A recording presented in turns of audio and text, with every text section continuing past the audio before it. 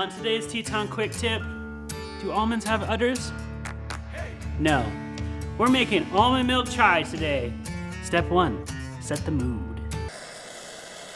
Next, 4 tablespoons cinnamon, 3 tablespoons ginger, 4.5 tablespoons of cardamom, 1 tablespoon black pepper, 3/4 tablespoon of nutmeg, and 3/4 tablespoon of cloves.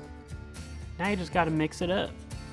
Add 2 teaspoons of mix to your favorite thermos. Add warm milk, a bit of honey, and shake it up. One for the trail and more for later.